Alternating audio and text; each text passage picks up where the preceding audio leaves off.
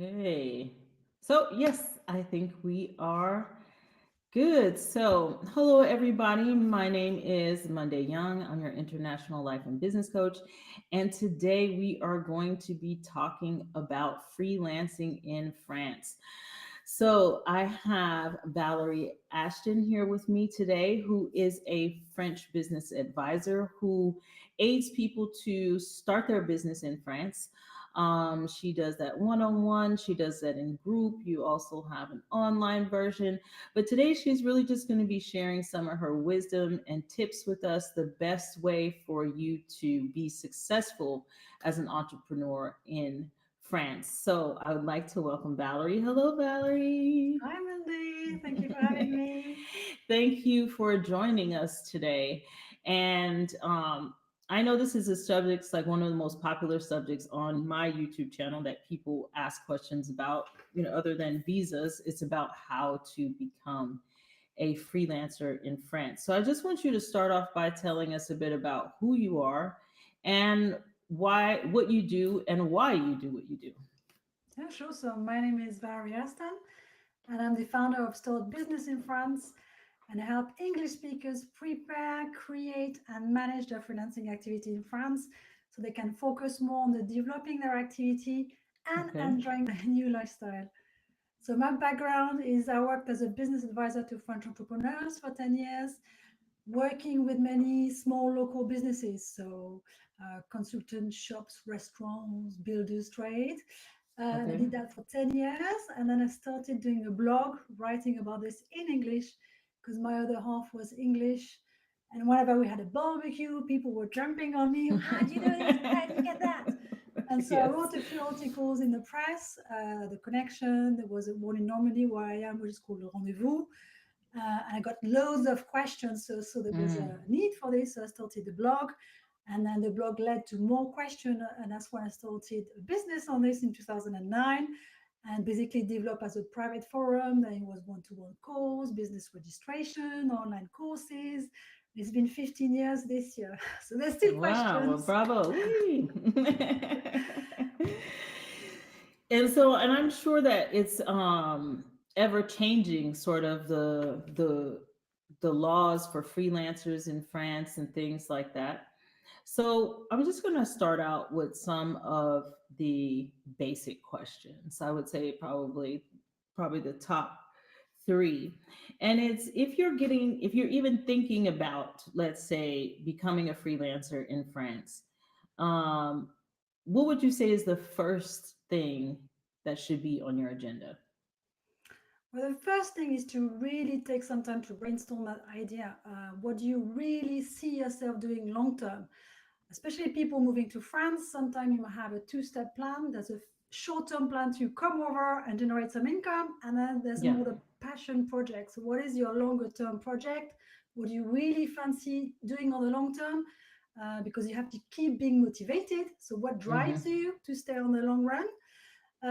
And once you really brainstorm that idea, the first step with France is to check if there are any regulations, because France, we love rules. There's a few things where you can't do, like your qualification may not be recognized. So spend a bit of time to double check that this idea can be carried out in France, and really to then work on your plan, your business plan, really have a strong idea of what you want to do for moving to France. So, okay. So the person really needs to think about what it is they want to do, the long-term vision for what they want to do, if this is actual business or if this is actually a passion project, to know that those are two different things, right?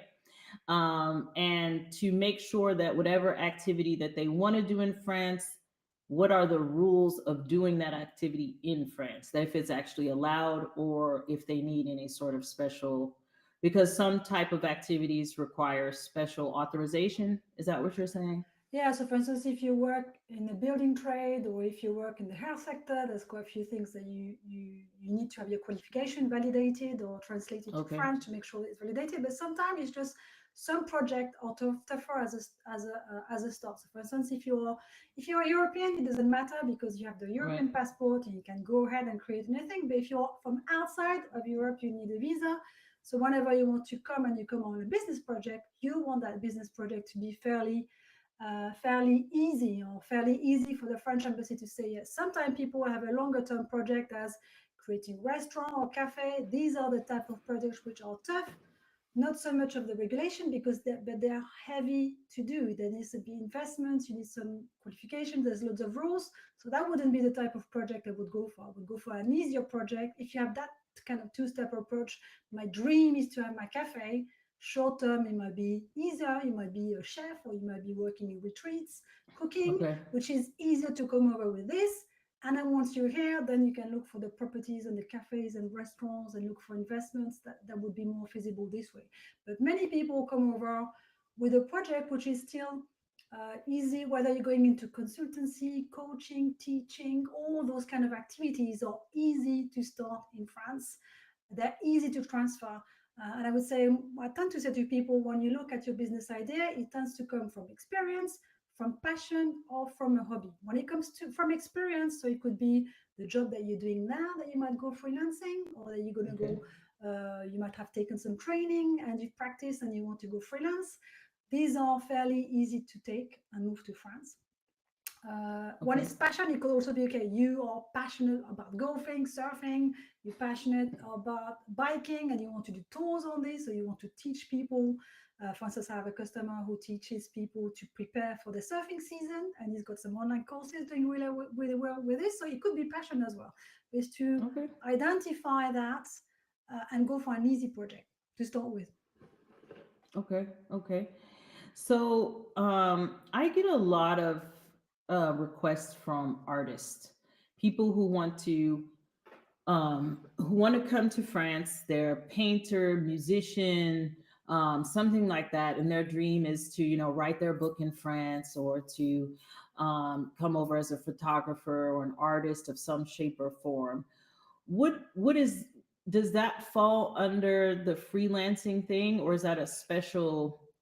Yeah, that's a Was good that a question. separate special Yeah, category? that's a very good question, and actually it does impact on your visa, because France love artists. So, Yay. but artists in France aren't considered as business as entrepreneurs, and Okay.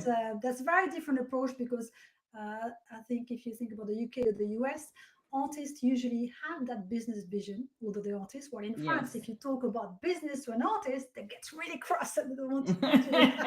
And when I was advising French entrepreneurs and I had French artists, I thought, well, don't talk too much about business the first appointment, because they're going to get really cross.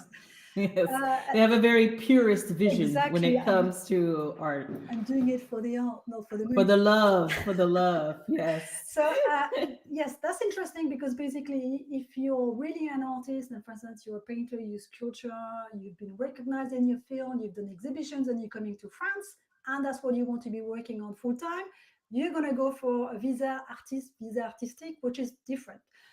So Okay. really need to identify that from the start, because it's a different path, and you need to prove what you've done, the fact that you recognize, but there's still a part of a business plan to show how you're going to Hmm. support yourself. But just know that in France, artists have a very specific setup with Maison des Artistes. So you need to be tagged that way.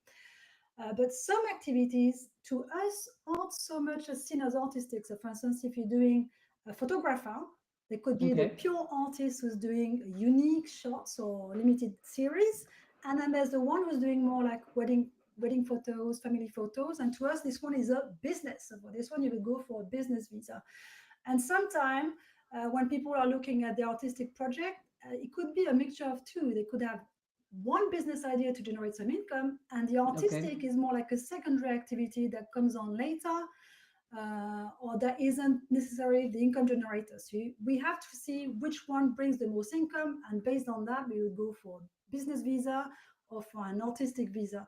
And for instance, for my customers, quite often people have they are artists in becoming. They have a side hobby, they write, they Yeah. paint, but it's not the income generator. So for those kind of people, I would tend to say, okay, let's focus on the business visa, how you're going to get your income, Hmm. set this one up. And then once this one you're happy with it, then we're gonna create the artistic income, which again in France is separate. So it's like that's the Okay. only case where you So would it's have like two. two, Yeah, there are exactly. two houses, not There would be everything goes one under one. business, and then there would Okay. be one later on with Maison des Artistes. But really, is are you a pure artist? That's, not a pure artist, but are you living from your art, or are Yeah. you more living from a business income, and that's going to impact on which kind of visa you're going to go for. Okay. Uh, Okay. Thank you for answering that. So that'll, I know that'll help lots of people. One thing I want to say is a lot of activities where people can get information is from it's like the centre, like you have the centre de commerce and like you said, Maison des yeah. Artistes. So there's, what would you say are some of the major places where people can go to look about where they can go to look to see if their activity is regulated or not? I'll share a link with you after a call. I've got a PDF called 100 Business Ideas to Freelance in France. And in there, I Okay. just basically listed plenty of ideas based on the Okay. hundreds of business I've registered for expats over the last 15 years. And those activities are classified in France, we tend to talk about three categories. Profession libérale is more like intellectual-based activities. Okay. Activité commerciale is more buy to resell, gîtes, e-commerce shops. And then we have artisan, which is the manual activities. And basically in this PDF, I just identify those that are regulated, where we know you need some qualification. If you're looking for generic information, I would say, So they can find this on your website. I'll I'll make share a sure I link put with it in you. the description as well Yeah, of this video, or live in the comments or the recap. People can either DM me or Valerie. Also, if you need help finding if what you do is actually regulated in France and if there's any special certifications, but they can also find this on your site, right? yeah, startbusinessinfrance.com. I would say otherwise, reliable sources of information. In France, there's a body called BPI, Banque Publique d'Investissement. It's a national body funded by the government that invest into businesses, and they've got loads of really reliable information on businesses and trends Mm-hmm. and regulations. That to me is the most up-to-date information. Even I refer to it.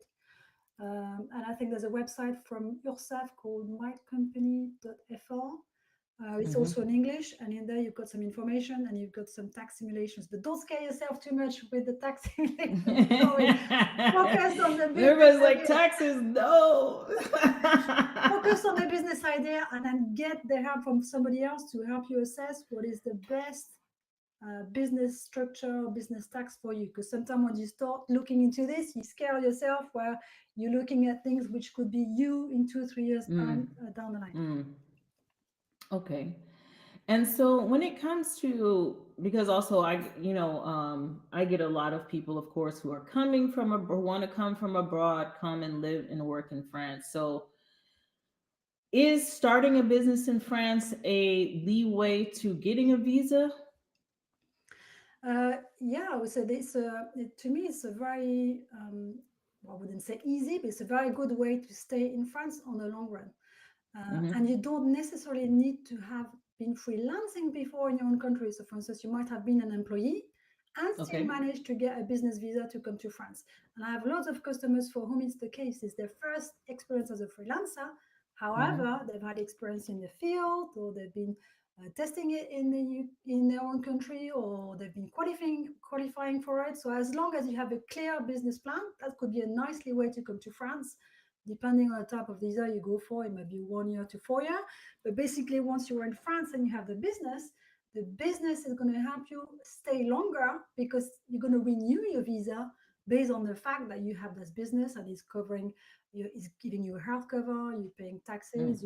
So it basically shows that uh, you are and manage to fit in the French culture and the French state. So it's easier to stay on the long run, provided you make Right. some money. Because if you said I'm going to freelance and make so much, and then you do nothing, that won't work. But if you said, okay, I'm going to become a yoga teacher, and you start your business, even if your projections or your actual turnover is slightly lower than you were expecting, your visa Yeah. can still be renewed. You're going to justify why you're slightly lower and how well you're doing, or the plans that you have, and that can be renewed. And so is this something that you help people with? Do you can do you do consultations with people to help them evaluate if their ideas um, viable in France? Do you do sort of one-to-one guiding people through their idea and business plan Yes, and things like that? I have several things. So there's one thing which is called the power hour. It's when you've been working on your project, but you might feel stuck. You're not quite sure if it's with the French rules. You don't know what the Mm-hmm. steps are. You don't know which kind of business you want to go for. So the power hour is Mm-hmm. like 1 hour where you just go through all your questions and bust the roadblocks. And then I Okay. also have a one-to-one course called My French Business. It's an online course and one-to-one coaching, more for people who want to come to France, but they are the initial idea. They have an idea, but they've got no Okay. clue how they're going to make this happen. And Mm-hmm. basically, the online course helps you to work on finding the right idea, working on the business plan, the financial plan, the legal structure, preparing for the visa. And with this, we have a 4 months one-to-one call with me once a fortnight. We have a one-to-one call, and basically we just get, okay, where do we stand? What have you done? How about this? So that you know you have sort of an accountability partner because you're going to be talking with me, and then I'm also giving Okay. you my feedback based on what I know of the French market. You have your idea, and I'm the one in France who's kind of bouncing back ideas. Okay, this is how it works in France. That will work. Look into this. Speak to this Mm. person. So this one is more of a one-to-one course. Okay. Perfect. So you got the power hour, you have the group coaching where you meet, you have the power hour where someone can come talk to you, ask all the questions that they need to kind of brainstorm, get the information they need to kind of build their idea and to see if it's viable, or you have your group coaching where you meet every 2 weeks. So this one is And individual. The My French Business is a one-to-one because I feel that when you know in France, yeah, you want to talk about your specific details. So this is a sure. one-to-one. I have another course, but this one is a group. It's for people who are in France with their business. So it's a next step. So Okay. once we're here, they have Okay. their So that's the business. next step. That's the So it's the group people session. who ain't here, Yeah. it's the one and the people who are here, right? Because there's a lot of cultural nuances, right, when it comes to business. And I think that's something people don't think about, that not all cultures uh run and think about business in the same way. Like in the United States, it's pretty easy to start up an LLC and like, and you're off and running. But what would you say, or what have you seen would be some of the cultural difficulties people have with in wanting to do business in France? What are some of those obstacles you see them coming up I against? would say when you come from abroad, and you've been in business before, or you have a business culture, you want to go with something, you want to go with the equivalent of the LLC, you want something Mm, recognizable from the start. And if you do that when you come to France, the equivalent of the LLC, which is called the SAS or the SRL, is just much more rigid. And I think from the US, you think from a mm, legal point of view, I've got the business needs to have its own entity. I need to protect my asset. And if you start with this in France, it's like super rigid, super tricky. Taxes are mm, complex to understand. So I tend to say, well, just start easy. See the business structures more as a staircase, and you start with this one, which is in France is called the micro entrepreneur. It's a sole trader, but you start with something super easy that you can manage on your own. You know what the mm, taxes are. It's all done online, super easy. And then once you've been in that kind of regime for 1 or 2 years, if you're ready, move on to something else. But by then, you know who does what. You get a better understanding of how taxes are working.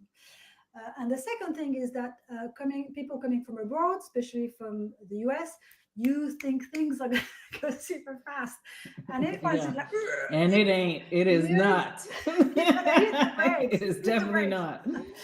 Slow down. We're in the slow mode. Things are Yes, happening. this is slow living now, Yes. You come to France thinking, well, yeah, I want some of that slower pace.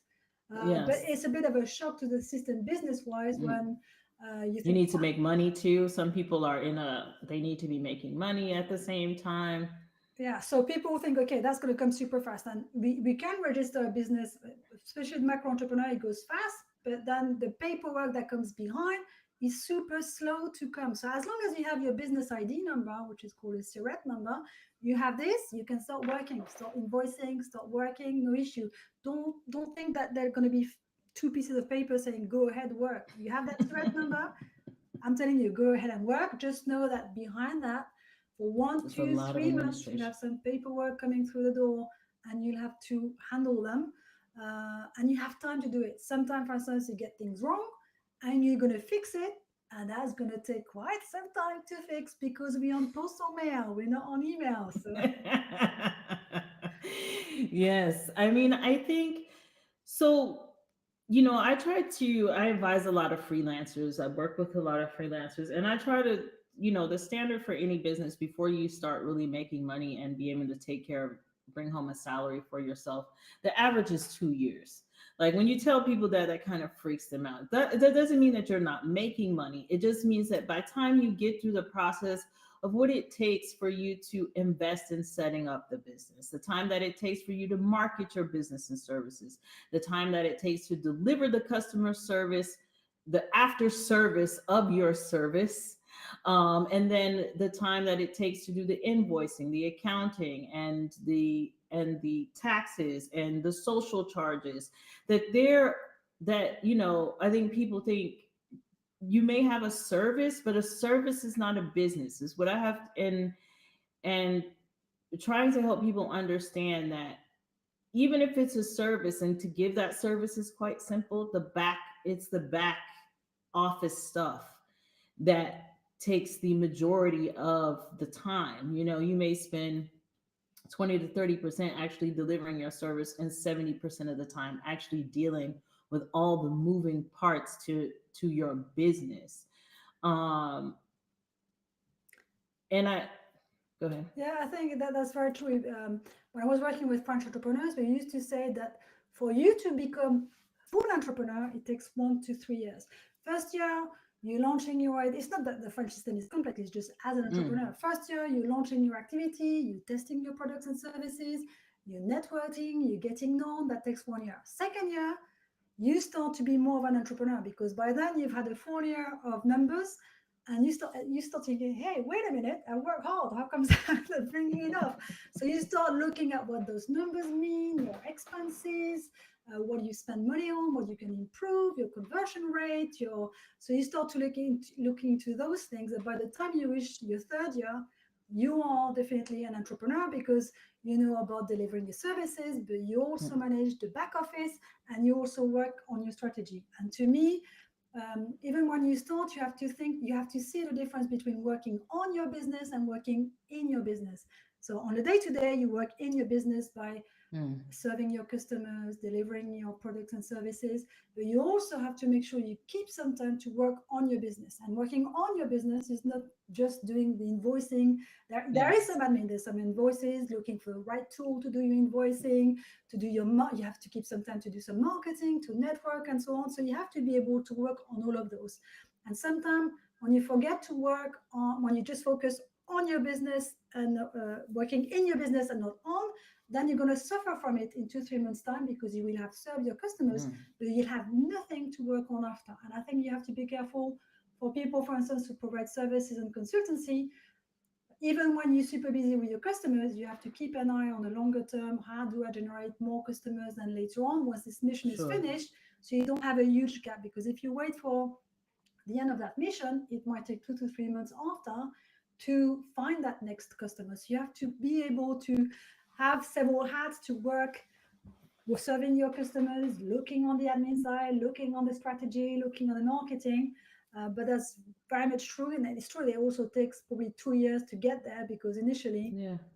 and even the word entrepreneur, whether it's funny is whether it's in English or in French, people hate that word. I'm not an entrepreneur or a freelancer. Well, yeah, but you've got a business. Yeah, it's Entrepreneur. still a business. Yeah, an And entrepreneur, a freelancer still has a business. You're yeah, still providing services, and every service has to have customer service, and it has to have an after service, and it has to have, you have to know how you're going to deal with people who don't pay. You have to, all of these things, invoicing, accounting. You still have to pay taxes like a business, and you still have to get your service out there to the public to keep generating income. But one of the biggest things that I would say, one of the other questions is thinking about what we're talking about right now that I get is because in France with all the visas, they want you to show that you can financially support yourself. So what does that mean? Like what does that mean? Like it do because lots of people ask that, like, do I have to show a year's worth of being able to support myself? And if someone is actually wants to, so it's a twofold question. If someone's actually coming, and I think people aren't financially prepared for when they're coming from abroad to hear and all the time that it's going to take, how much finances you're going to need to sustain yourself during that process. Yeah, so if you look at the technical side, usually when you apply for a business visa to come to France, you have to generate, in terms of income, the equivalent of what we call SMIC, SMIC, which is the minimum wage in France. And SMIC Hmm. in 2024 is 1,400 euros per month net. Okay. So per year, it's about 16,800 euros net. So basically, what they're saying is they want you to have some sort of income to that level. And this income could be either that you're generating via your business, so it could be savings, or if you have some rental income and some pensions, that's what you want to show. And ideally, for instance, for my customers, what we want to show is that when we have a financial plan for the business, we're going to show that through the business, we're going to generate at least that. So Okay. be careful between the US and France. Revenue, we don't, it doesn't refer to the same thing. In the US, revenue, you're talking about sales and turnover. When in France, when we say revenue, without the at the end is the money we take out of the business. So when they say Okay. So 16,000, that's what you're taking yeah, home, exactly, taking home right? after taxes. So when we say Ooh. So 16, you need even more than yes, you need exactly, even more than that 16,000, exactly. because So that's not including what the cost it's taking you to run that business. That has to be what's actually in your pocket. exactly. So basically, Okay. if you go for the basic French micro entrepreneur regime, if you're working as a consultant, coach, health experts, whatever, the health Mm-hmm. experts, I mean, like more like a wellness Reiki. I would say Right. for those, add 34% on top of that to get at least, I would include Okay. social charges and expenses. So basically, you want to show that through your business, once you've paid your running expenses, you paid your social charges, you're generating the income. And cherry on the cake, you also want to show that you have this in savings to say, okay, I'm showing you that with my business plan and my financial plan, I know where I'm going. I know I'm going to be making that money. That's what I'm going for. And it's even increasing in year 2 or 3. But also just know that in savings, I have this. I have savings of at least that amount, or I have some rental income, or I have a private pension falling in, so I can afford, even if my business is not doing so well, I have something to fall back onto, and I won't cost money to the French state. So I like the double win to me, which is show through your business plan that you're going to generate that income, and also show some savings. And what I also often say is sometimes people want to say, oh, I don't want to appear to be too optimistic. I might lose some money year one. No, you're not losing money. Make sure you show a profit. Make sure you show a Yes. profit of Yeah. 17,000 or 18,000. And you may not get there first year, but you want to show that you have plans to get there, or you know how you're Hmm. going to get there.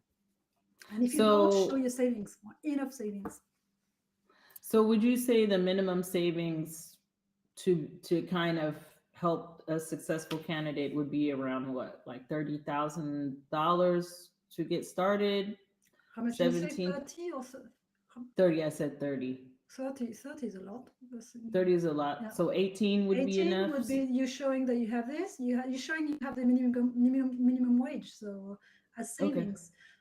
And if you have less, for instance, someone who has some rental income because they're renting the property at home, or they have a private pension falling every month, arriving every month, that again, it shows you have some income. Or for instance, let's say you own a home in France, and you don't need to pay a mortgage, or you don't need to pay a rent. It means like your French running expenses are low. So for my customers, I also like to do, So if your living costs are low, then that also helps. yeah, I also like to show like a personal financial plan, or a personal financial budget to show, okay, this will be my cost of living in France. If, for instance, it would show that the fact that you have a property, you don't have to pay that, so you can afford to pay for this with your savings. So it's really working on a budget, both from a business point of view and from a personal point of view. And for you, it also gives you an idea, okay, once I'm in France, it's going to cost me so much per month to live. Right. So your advice would be to at least have a minimum of like 16,000 try to keep your living costs low so that you can demonstrate that that money is going to be being used mostly for the business and for you to and to really evaluate how much it's going to cost you to live in France while you're trying to build your business. Yeah. For you, it's a good idea because it also shows you, okay, how much do I need to generate from my business? If I don't Sure. want to eat too much of my savings, what is the turnover I need to make Mm, from my business?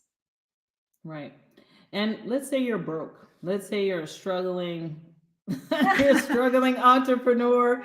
You have no savings, right? Because a lot of Americans have no savings, Yeah. right? They say like 75% of the American population doesn't have more than $1,000 in their savings account.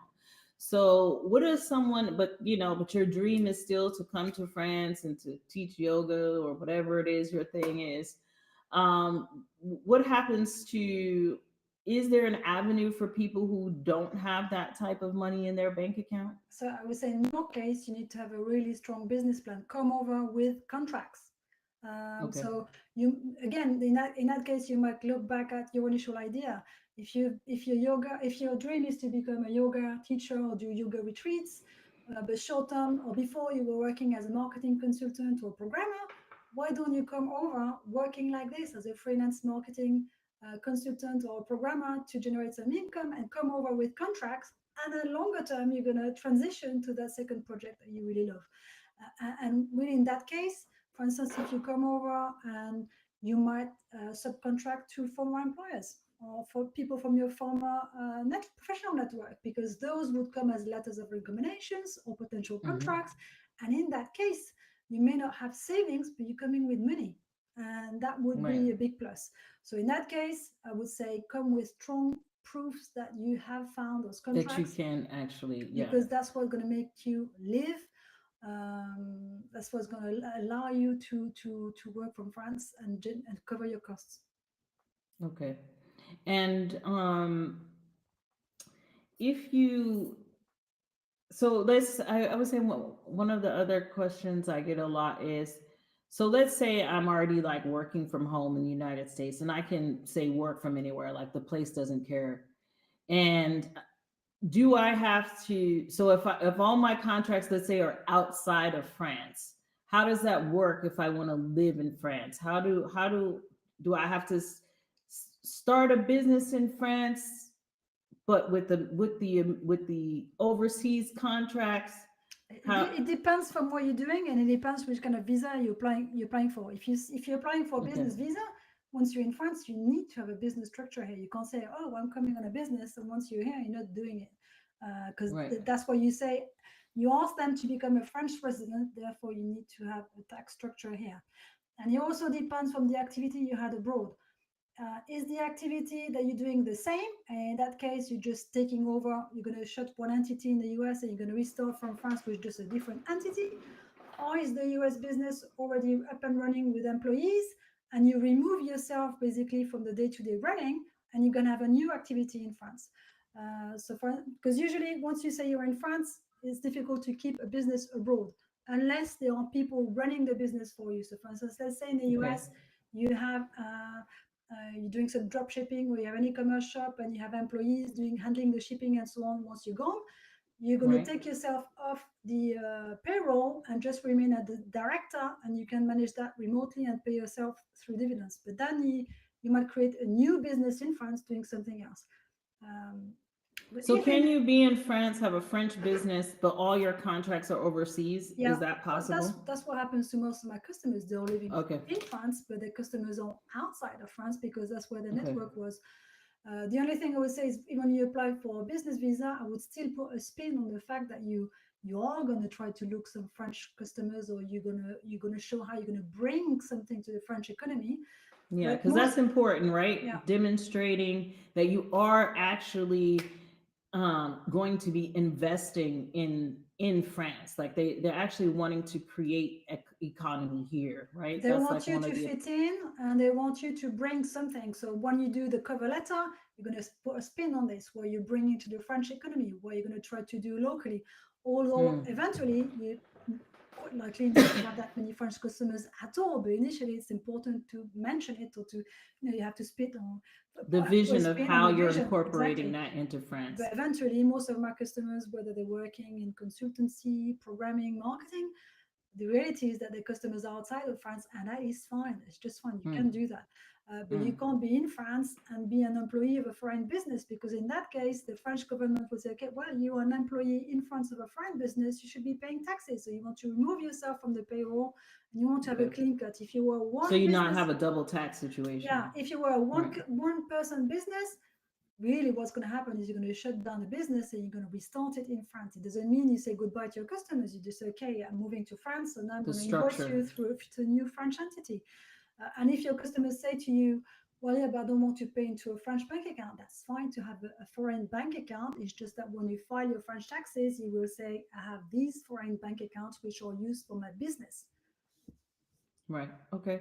Okay. So your advice is if someone's a freelancer in let's say United States or somewhere else overseas and they're coming to France, that they basically need to kind of, they don't have to cut the ties with their clients. They just have to transfer that structure to France. That they can't keep the same structure in America. Or can they do subsidiary? Is that possible You could to? do a subsidiary, but to me, you need to have a high level of turnover. If you have a Okay. company that's doing less than 120,000 euros, I don't really see the point Don't of even doing think a about it. subsidiary, because it's going to be Okay. very costly, and it would be a French incorporated business. It's rigid, you don't know the taxes. So for most people, it's just easier to say, okay, and even in the visa Stop it application, over saying, there and restart it yeah, I here. will close down in the US and I will restart in France under such a regime. And sometimes people say, okay, but if in the US I was under an LLC, and when I apply for a visa, I say I'm going to be a micro entrepreneur, will I get rejected? You won't get rejected. You could just explain the fact that I'm moving to France. I expect that it's going to slow down slightly. I'll have to settle down in the country. Therefore, I'm going for micro entrepreneur. But my aim longer term is to move into the equivalent of the LLC in France. Short term, I make it easier for myself, and I'm going for this one. A lot of things that also I think people don't, um, and I would like your opinion on this, don't estimate is the cost of translating things. That sometimes it doesn't look very expensive to do certain things, but by the time you end up translating and and for a lot of government things, you have to have an official government translator, and they're a different price than a regular translator. That do you think people kind of underestimate the costs of, like, because initially when you look at the fee for the visas and stuff and all of that, that doesn't look that expensive, but through my process of just like getting my visas, starting my business, the most of my money went on you know post and translations Yeah. and all of those type of things. So what would you say are some of the hidden costs that people should think about when they want to start a business? Yeah, but people need to. I mean, it's true that it is expensive to have an officially recognized translator, because they're registered with the Grève du Tribunal, the tribunal. So Mm-hmm. those are for legal documents. Not all your legal documents need to be officially translated, because, for instance, if we look at your health cover, they want a copy of your birth certificate. But that doesn't need to be officially translated if it's in English or Spanish, or I think even German. But it's Okay. more. Um, you might need your marriage certificate if you have a specific qualification that would need to be done by a recognized body. But again, it comes down to looking at the rules as to what will you need that official recognition for. For instance, if you want to set up as a carpenter, then you need your qualification to be recognized, officially validated by a French body. That's going to take forever. So spend some time doing this, because you're going to save you a lot of time. But many things, for instance, like your business plan, financial plan, if you look deep, if you use DeepL for translation, that's good enough. You don't need an official Okay. translator. For my customers, that's what they do, and I proofread it with them, because usually sometimes it's like 95% good. It's just Yeah. sometimes there's just a few funny Nuances. terms, nuances, Yeah. or Yeah. and I have a giggle.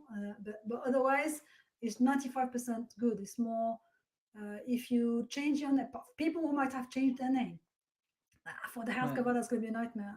You've been married, divorced, married. you need to trace that history. So it's double checking the documents that actually do need to be officially translated, because they don't all need to be officially translated. But it's more, if you Okay. apply for visa talent, your qualification needs to be recognized. If you have a regulated activity, it needs to be recognized. If you change your name at some point in your life, you want to be able to trace this. So you would definitely take the whole track record of this. It's also part of moving. You want to take all your medical history and those things, you want to have them with you, so Mm. that if you need them, you can dig them out. Okay. So, I mean, we've been talking a lot about the different types of visas. Now, on my YouTube channel, people can find all the different visas, the passport, the talent. I give a brief description of what each category is, the qualifications for them, and the links to the government site where you can double check that, because those videos are maybe 2 or 3 years old now. I am not a visa specialist for those who are listening to this, so please do not contact me for visa advice, because I cannot give it to you. But there is general information on my site about the different types of visas that give you access to how you can start a business in France, what visas you can apply for, and the rules for those things. Um, so let's say after someone goes through the visa process and then they start to set up the business process, go through what they need to, their, they have their idea, they've done their business plan, they've started the visa paperwork. How long do you think all of that normally takes? 3 to 6 months? How long should they give themselves to wait? You know, how long does that take? Let's say if you're overseas, to let's say to get here, would have you seen some of the average time frames?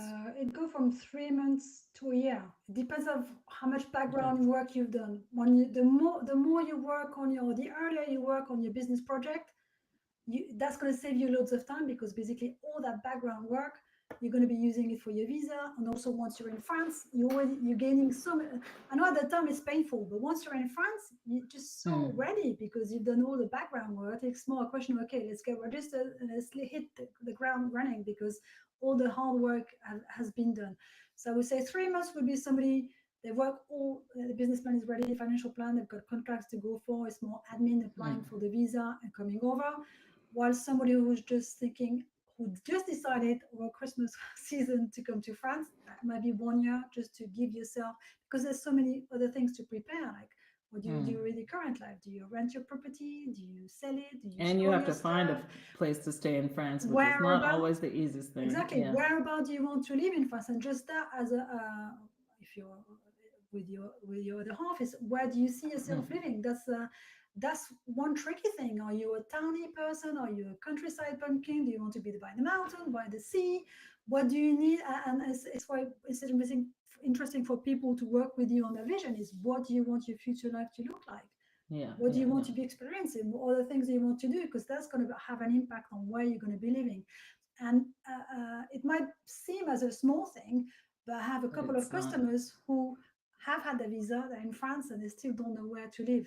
They've used an address staying with friends where as a start, so they've been able to move, Right. have the business, but they haven't really decided where they want to live in France. And that's Right. taking so much of your so much headspace. Where Hmm. do I want to live? So the do that research when you're home. You might get it wrong. Once you're here, you might say, well, I don't like the Yeah. house, I'm going to go to Brittany. But at least you'll have a starting point. And once you're here, Sure. you're going You to have a spend 3 to 6 foundation. months. And then once you say, okay, that area I don't like, then you can move somewhere else. So I would say, yeah, Yeah. six Yeah. months, I think 12 6 months, months, six, three to 12, 6 to six, 12 months. Six six months to is 12 nice months because it gives you time to, for people for I life work, to happen. yeah, for people, exactly, for people I work with on the My French business course, is 3 to 6 months. 3 months for people who are like, Okay. right, I'm ready to go. Let's keep Yes, it rolling. let's I want do to speak to you faster, so we keep moving. Okay, okay. And then 6 months is more okay. We're giving ourselves to prepare it, think about it. And Yeah. people will Yeah. still work most of the time, so you're Yeah. going to be busy at home because you still have a nine to Sure. five job, and you won't necessarily find the time to work regularly on your project. Yeah, and that's something, you're more like the moving parts, and I'm more about the sort of integration. I think people tend to underestimate how much their life outside of their business is going to affect their business. That you cannot just have a vision for your business when you come to France. You also have to have a vision for your life. And you have to understand what it takes to actually live in the country that you are going to be going to be successful. Now, in France, renting a property is not easy. They want a lot of financial evidence. You need to have a garant. They want to make sure that you have. It's even difficult for French people, and it's even more difficult if you're not French. So just thinking, it's not like the States where you can just show up if you got the first and last month's rent and some good credit, you're good to go. In France, it does not work like that. So and your working life is not your whole life, right? You also going to want to have a social life. You also going to want to travel around France and enjoy France. And sometimes people forget about the element of integration. What does it actually take to integrate into a country to have a whole and fulfilling life? Some people think that just having their career is going to give them everything they're going to need. And sometimes people fall off their career wagon because their life is unfulfilled in other areas in France. So, what I would ask you is, for the people who, for the clients you've had who haven't been successful, who didn't make it to the end, what would you say were some of those things that knocked them off of their journey of becoming an entrepreneur in France?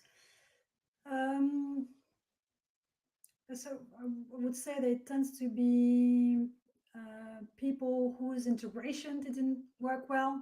They didn't Mm-hmm. like it once they were here.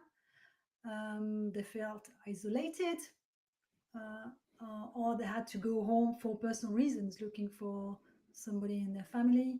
I would say definitely the integration part is very important, and the sooner you can start dreaming your future life in France, the better. And as you say, it's both business and personal. What would your Mm, ideal life look like? What would you do? mm, I think mm, I did one of your vision classes where you said, masterclass, what would be your ideal day? Imagine what would you do mm, on a day-to-day basis in France? What would you love to be doing?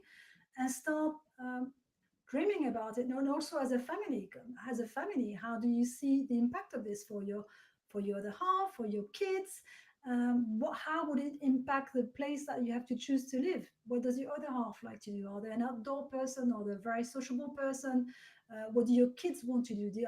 How would the mm, school look like? Do they need to take the bus to go to school? Do they want to be able to walk to school? So you mm, integrate all your ideal world to each of you. Each of you speak about what is your ideal vision of France and combine your vision as a family.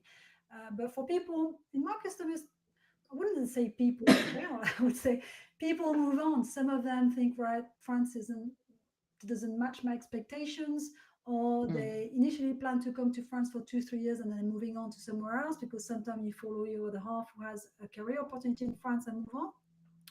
But definitely, I would say what people aren't necessarily prepared for is first of all there's a big gap when you've worked so hard to prepare that mm. move to France that sometimes when Mm. you land here it's a bit of a Sure. you're a bit of unsettled because Mm. suddenly you've been a framework I've got to do it and suddenly there's nothing happening. So you've got Yeah. to create something from scratch and that can Mm. be unsettling, and you also have to deal with everybody trying to integrate. And the second thing is also that once you're here, the distraction is going to be more important Yes. than you thought, because everybody thought, "Wow, she's in France. Let's go on holiday." So your house going to be full the whole summer. You have Guests and visitors. friends visiting. Yeah. And you Exactly. need to be working. You're like, hey, I'm trying to start a business over here. Exactly. And you realize you're very close to so many great places in Europe. Let's go to Portugal, to Greece. Let's go to the Christmas market in Lille. And I had a customer, and that's what happened to her. She said, my first year I didn't do so well in business because they were just so distracted. It was just so close to everywhere. And then the family landed for the July, Mm, August were gone because of the holidays. And if you have kids of school age, just know that there are a lot of holidays in mm. France. So also take it into account Yes. into Yes. your business work. For instance, I made a choice to be very present for my kids, but the rule now is like every 6 months, every 6 weeks, they're on holidays for two Yeah. weeks, and we have Yes. 2 months in the summer. So Yep. I plan my activity based on that as well. I know that Mm. now they're more like teenagers, so it's easier, but I know that when they're holidays, I'm more flexible. So I'm going to be working more on part time. Yes. all of this has an impact on how much you can make, how Yes. much you can achieve, and also Yeah. not to knock yourself off. Okay, you didn't do that much, but look at other things you've done on a personal level. You found the Mm, house of your dream, you've made local friends, you reconnected with your friends who stayed over with you, you've helped your kids to settle. So your overall life is just not mm, about your mm, business. Is mm, you have mm, mm. It's tricky to find a balance, but definitely when you're freelancing, you have to find some kind of structure to make sure you still work on your business, but enjoy the lifestyle that you came for as well. Yeah. And I think you have to really take into account the time that it takes to integrate, the time that it's going to take you to find the apartment, to get the apartment, to move into the apartment.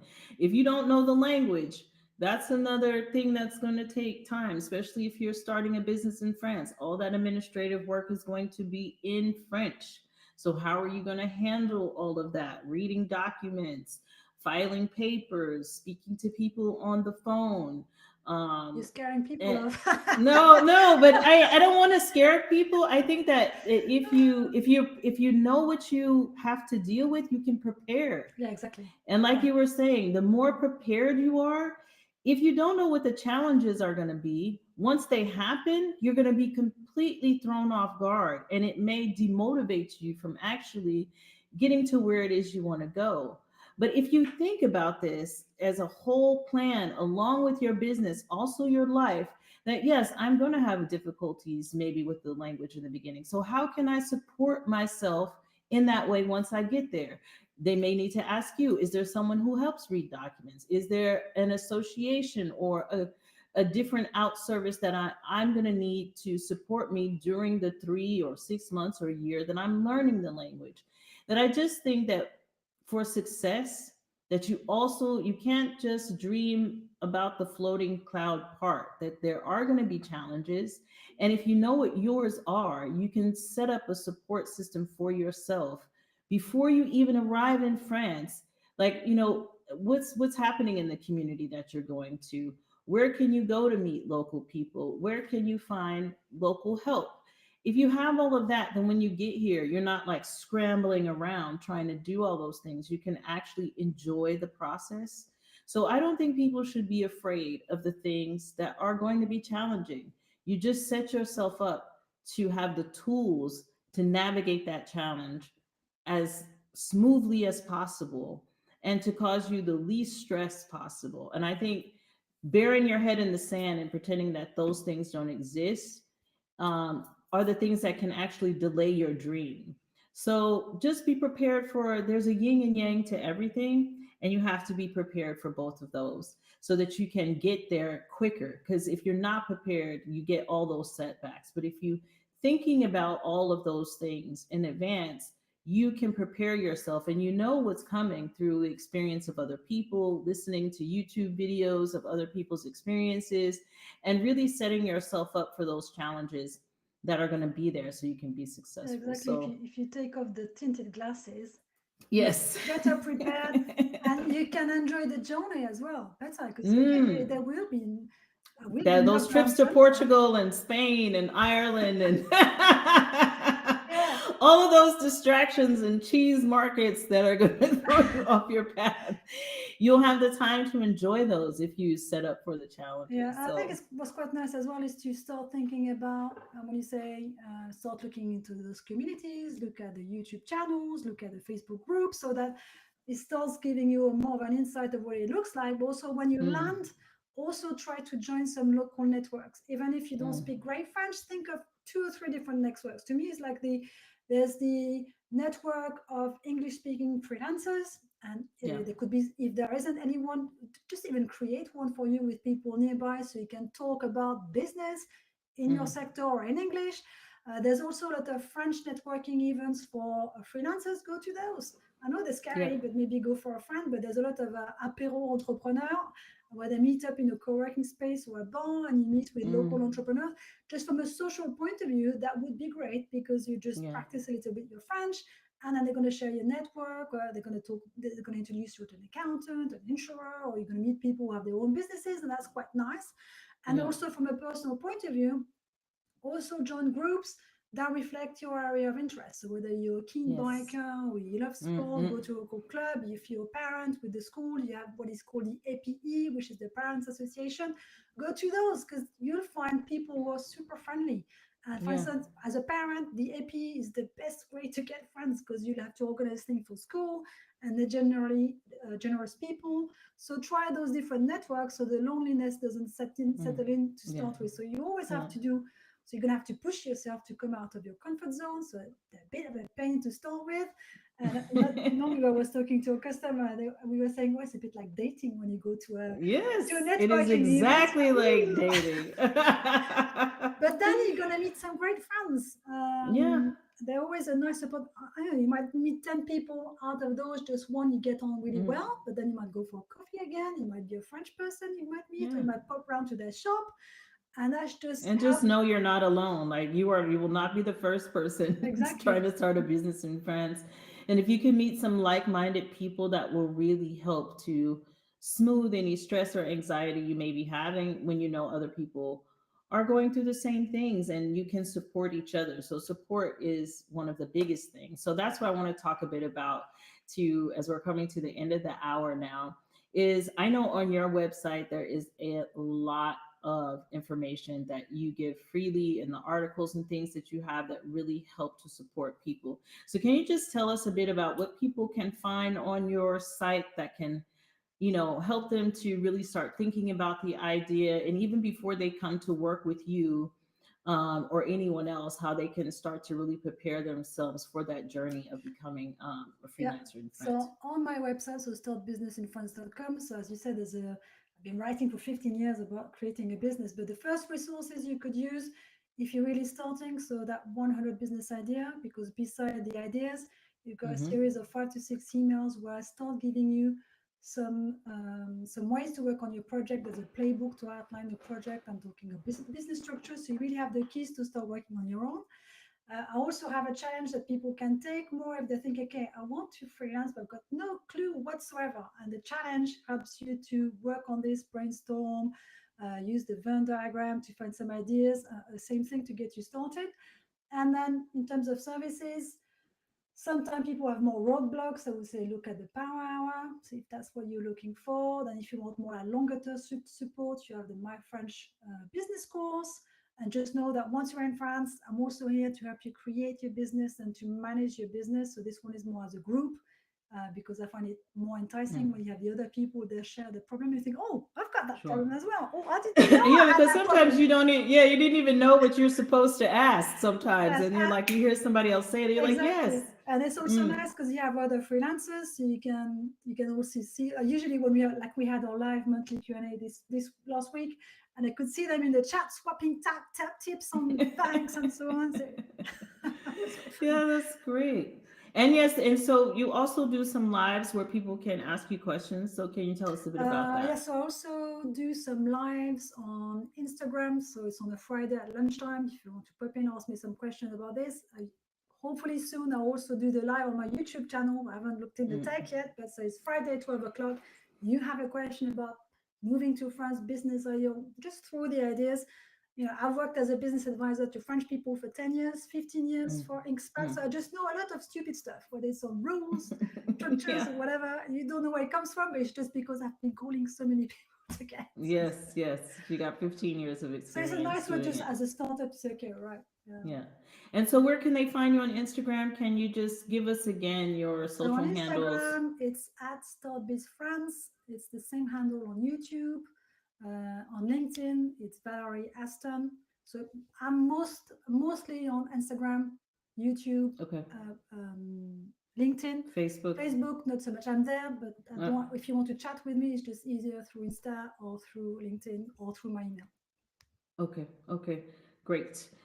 So I just want to thank you so much for taking this time to go through all of that. It was My very, pleasure. you gave us a whole scope, and I really appreciate that. And for everyone listening today, I will make sure that you have all of Valerie's details in the description, or you can contact me directly or her on Instagram, Facebook, YouTube, wherever, wherever you may be. And we are probably going to do a live together on Instagram at some point. So I would just keep a lookout for that. But I would like to thank everyone for joining us here today, and I look forward to speaking to you next time. Merci, à Bye bientôt. bye. Bye.